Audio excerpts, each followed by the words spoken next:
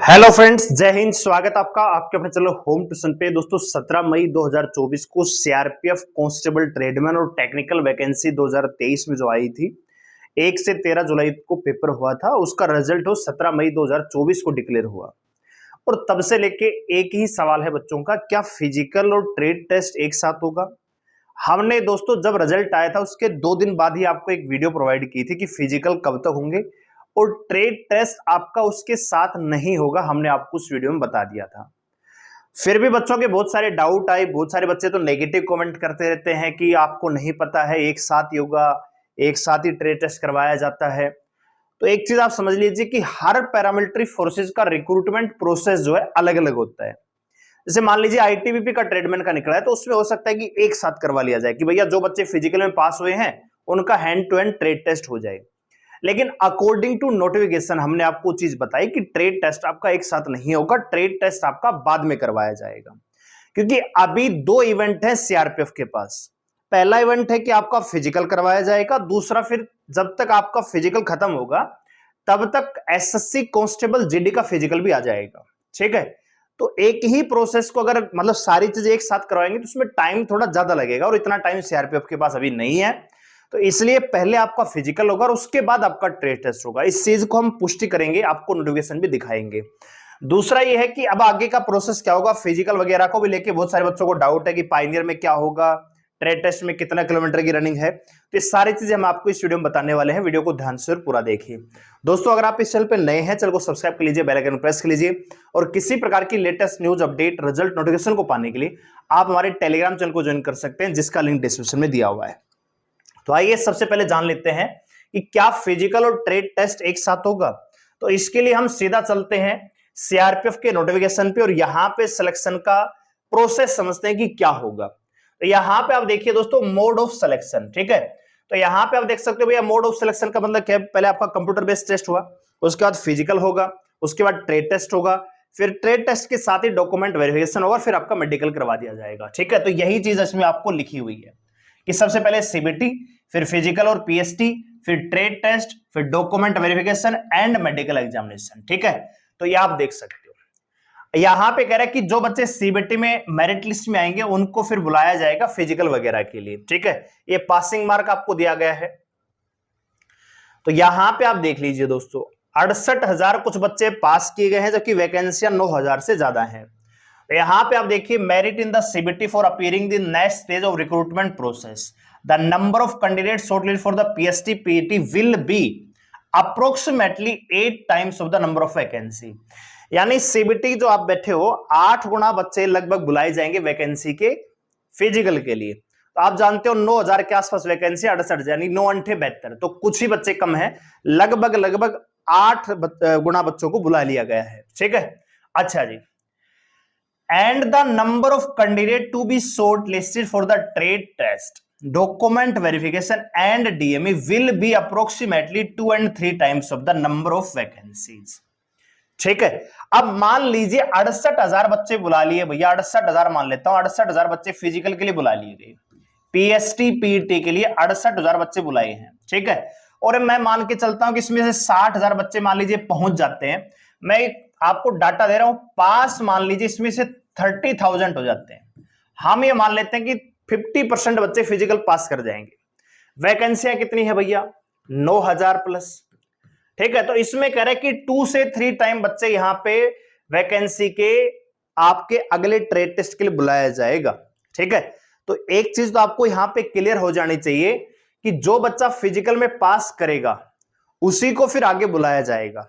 अब यहां पे जैसे 30,000 बच्चे पास होते हैं तो वैकेंसियां 9,000 से ज्यादा है, तो लगभग 9 या 27, तो 3,000 बच्चे ज्यादा रहेंगे, तो इन सभी को बुला लिया जाएगा। लेकिन अगर मान लीजिए 60,000 में से कहीं ना कहीं मान लीजिए 45,000 बच्चे फिजिकल पास कर देते, 1% हम मान लेते हैं, तो फिर भैया यहां पे मेरिट बनाई जाएगी। तो फिर यहां पे कुछ बच्चों को अगले इवेंट के लिए नहीं बुलाया जाएगा। ठीक है, तो डिपेंड करेगा कि 68,000 में से अभी कितने बच्चे फिजिकल पास करेंगे। ठीक है, फिजिकल में आपको कुछ नहीं लेके जाना, आपका फिजिकल का एडमिट कार्ड और एक फोटो, आईडी और 2-3 फोटो आपको साथ लेके जानी है। अगर आपका कोई डॉक्यूमेंट्स में दिक्कत है तो संबंधित डॉक्यूमेंट संबंधित आपको एफिडेविट लेके जानी है। इसके अलावा फिजिकल में कुछ भी लेके नहीं जाना है। जो बच्चा फिजिकल में पास होगा उसको फिर ट्रेड टेस्ट के लिए अलग से बुलाया जाएगा, एक साथ नहीं होगा। ये बात आपके दिमाग में जानी चाहिए। हो सकता है कि अर्जेंट आपको एक चीज और भी हो सकती है, भैया एसएससी जीडी का भी थोड़ा डिले चल रहा है, फिजिकल अभी रिजल्ट नहीं आया है और ना ही एजेंसी मिली है। तो अगर उसका मान लीजिए फिजिकल ही जुलाई में होता है, जीडी का शेड्यूल अगर मान लीजिए जुलाई में बनता है, तो जून पूरा खाली पड़ा है, तो उसमें आपका हो सकता है कि फिजिकल के साथ साथ ट्रेड टेस्ट भी करवाया जा सकता है। लेकिन नोटिस के अकॉर्डिंग ऐसा नहीं है। नोटिस के अकॉर्डिंग तो भैया पहले आपका फिजिकल होगा, जो बच्चे फिजिकल में पास होंगे उनको फिर अलग से ट्रेड टेस्ट के लिए लिस्ट के अकॉर्डिंग बुलाया जाएगा। ठीक है, तो ये क्लियर हो गया होगा आपको। तो मतलब आपको दोनों तरीके से तैयार रहना भी, लेकिन जहां तक मुझे लग रहा है कि आपका ट्रेड टेस्ट बाद में होगा, इतनी फास्ट आपको पता है पिछले साल जुलाई में आपका पेपर हुआ था, तब से लेकर रिजल्ट को निकालने में जुलाई से लेकर अगस्त, सितंबर, अक्टूबर, नवंबर, दिसंबर, 5 महीने तो ये और 5 महीने ये, 10 महीने रिजल्ट आने में लगा दिए। तो आप देख सकते हो कि कितना फास्ट प्रोसेस हो सकता है। हालांकि ट्रेनिंग का शेड्यूल आ चुका है, लेकिन अभी भी उतना फास्ट यहाँ पे सिलेक्शन प्रोसेस होगा नहीं, मुझे ऐसा लगता है। ठीक है दोस्तों, चलिए अब बात कर लेते हैं भैया फिजिकल वगैरह में क्या क्या होगा, तो इसको भी हम देख लेते हैं। तो ये चीजें आपको समझ में आ गई होंगी। ठीक है भैया, और आइए अब बात कर लेते हैं फिजिकल वगैरह में क्या क्या होगा।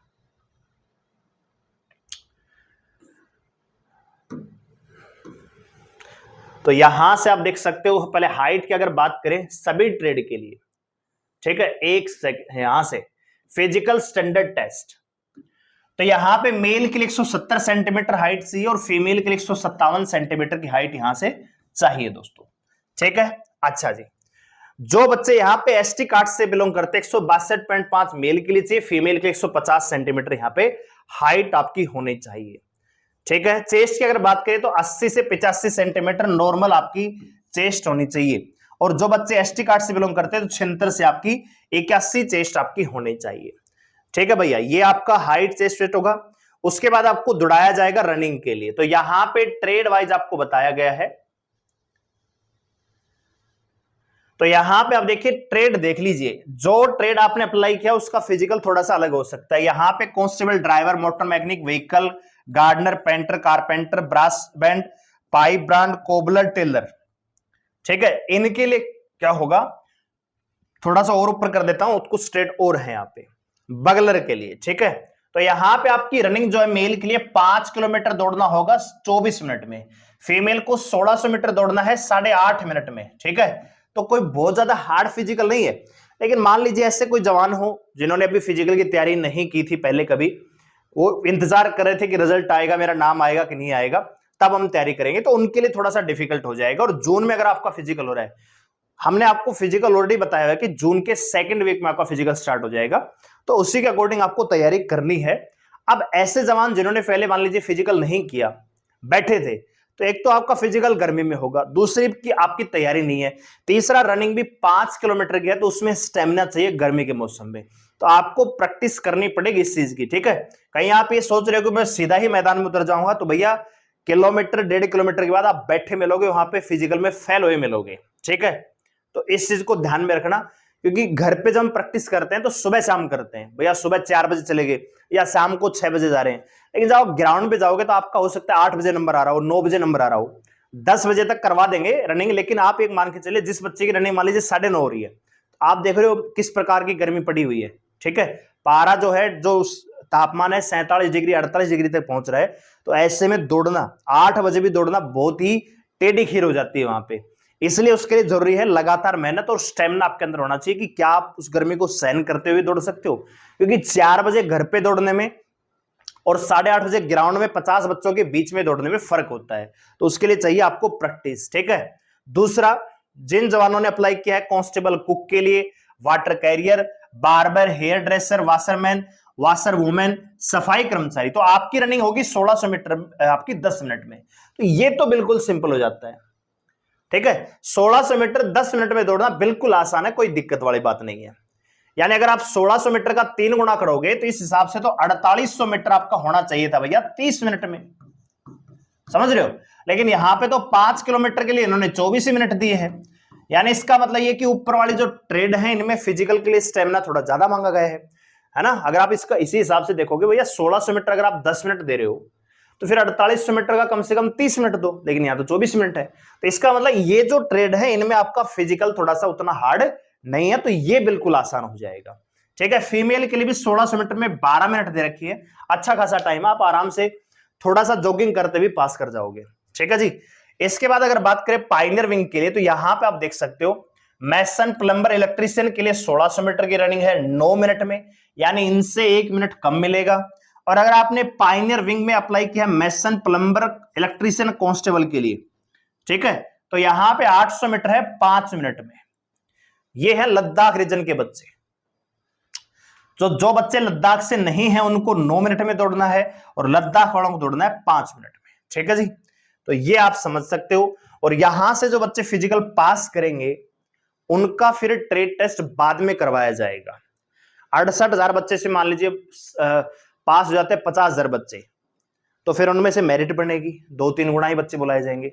अगर मान लीजिए 68,000 में से मान लीजिए 25,000 ही पास होते हैं या 20,000 ही पास होते हैं, तो फिर सेकंड लिस्ट आएगी, उसमें से बच्चे पास होंगे, फिर आपका ट्रेड टेस्ट करवाया जाएगा। अगर 68,000 में से मान लीजिए पास ही 30,000 हो रहे हैं, तो फिर उनको ट्रेड टेस्ट करवाने में कोई दिक्कत नहीं होगी, फिर सेकंड लिस्ट नहीं आएगी। ठीक है, तो उसकी भी हम चर्चा आपको अगली वीडियो में करेंगे। और ट्रेड टेस्ट में क्या क्या होगा, क्या क्या चीजें आपको जानकारी होनी चाहिए, वो भी आपको हम अगली वीडियो में बताएंगे। तो वीडियो अच्छी लगी हो, जानकारी अच्छी लगी तो वीडियो को लाइक करें, शेयर करें, चैनल को सब्सक्राइब कर मेरे साथ जुड़े रहने के लिए। संबंधित डॉक्यूमेंट्स के ऊपर हमने वीडियो बना दी है, आप उसको देख लीजिए। और कोई भी एक्सपीरियंस सर्टिफिकेट चाहिए कि नहीं चाहिए, उसके ऊपर भी हमने वीडियो बना दी है। तो खामखा किसी को पैसा देने की आवश्यकता नहीं कि भैया मेरे को सर्टिफिकेट चाहिए एक्सपीरियंस का। आपको हमने बताया वीडियो के माध्यम से कि किस ट्रेड में एक्सपीरियंस सर्टिफिकेट चाहिए। ऐसे ही आपको मतलब आंख बंद करके किसी को पैसा नहीं देना कि पता है कि उस ट्रेड में एक्सपीरियंस सर्टिफिकेट चाहिए भी नहीं, फिर भी आपने बनवा लिया। ठीक है, तो आप हमारे चैनल पे विजिट कीजिए, आपको बहुत सारी वीडियो मिल जाएंगी, वहां से आप देख सकते हो कि बहुत सारी वीडियो मैंने बनाई हुई है, एक्सपीरियंस सर्टिफिकेट चाहिए कि नहीं चाहिए। ठीक है, और इसके अलावा अगला इवेंट क्या होगा, वो सारी चीजें हमने आपको ऑलरेडी बताई हुई है। ठीक है, चलिए, तो चैनल पे नए हैं चलो सब्सक्राइब कर लीजिए, बेल आइकन प्रेस कर लीजिए, और इन्फॉर्मेशन से लगे तो वीडियो को लाइक जरूर करें। धन्यवाद, जय हिंद।